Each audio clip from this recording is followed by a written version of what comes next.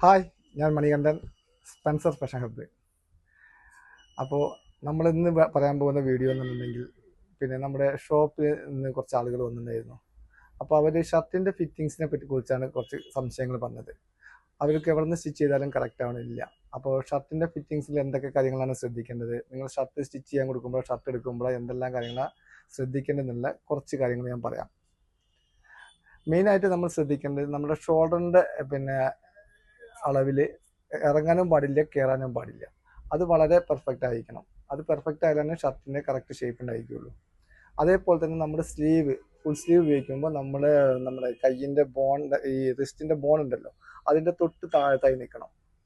അതേപോലെ തന്നെ കൈ മൂവ് ചെയ്യുമ്പോൾ നമുക്കൊരു ടൈറ്റോ കംഫർട്ട് ഫീൽ ചെയ്യണം. അപ്പോൾ ടൈറ്റൊന്നും ഉണ്ടാകാൻ പാടില്ല. അത് വളരെ ശ്രദ്ധിക്കണം. അത് ഒന്നുകിൽ റിഗാൾ കുറച്ച് കുറഞ്ഞാലോ, അല്ലെങ്കിൽ റെഡിമെയ്ഡ് ഷർട്ടൊക്കെ എടുക്കുമ്പോൾ കൂടുതലും അങ്ങനത്തെ സംഭവങ്ങൾ കാണുന്നുണ്ട്. അതേപോലെ തന്നെ നമുക്ക് ഷർട്ടിൻ്റെ കഫിൻ്റെ ബട്ടൺസ് ഇട്ടിട്ടുണ്ടെങ്കിൽ നമ്മുടെ വാച്ചൊക്കെ ഉണ്ടാകുമ്പോൾ ആ വാച്ചിനുള്ള ലൂസ് എപ്പോഴും കറക്റ്റായിട്ട് വേണം.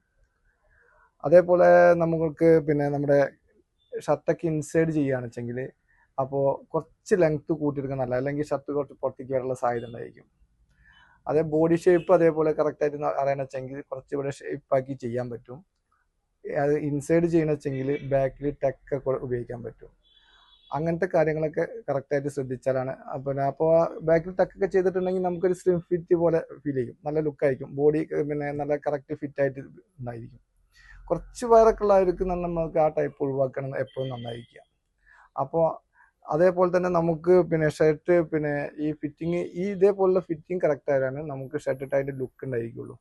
ഇതേപോലത്തെ ലുക്കൊക്കെ കിട്ടണമെച്ചെങ്കിലും നമ്മൾ അധികം ടൈലർ ഫിറ്റ് ചെയ്താലാണ് കിട്ടുള്ളൂ.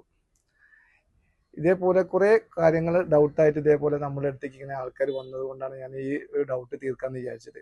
അപ്പോൾ ഇനി അടുത്ത വീഡിയോ നമ്മൾ അടുത്ത തവണ വേറൊരു കാര്യങ്ങളുമായി ഞങ്ങൾ അടുത്ത വീഡിയോയിൽ വരാം. അപ്പോൾ നമ്മുടെ വെബ്സൈറ്റ് ഉണ്ട്. വെബ്സൈറ്റിൻ്റെ ലിങ്ക് ഇതിൻ്റെ താഴെ കൊടുക്കുന്നുണ്ട്. നമ്മുടെ വാട്സപ്പിൻ്റെ നമ്പർ ഇതിൻ്റെ കൂടെ കൊടുക്കുന്നുണ്ട്. ഇതിൽ വല്ല ഡൗട്ടോ കാര്യങ്ങളോ ഉണ്ടെങ്കിൽ നമ്മളോട് വാട്സപ്പ് ചെയ്ത് ചോദിച്ചാൽ നമ്മുടെ ഡൗട്ടൊക്കെ ക്ലിയർ ആക്കി തരുന്നതാണ്. അപ്പോൾ നമുക്ക് അടുത്ത വീഡിയോയിൽ കാണാം. ഓക്കെ.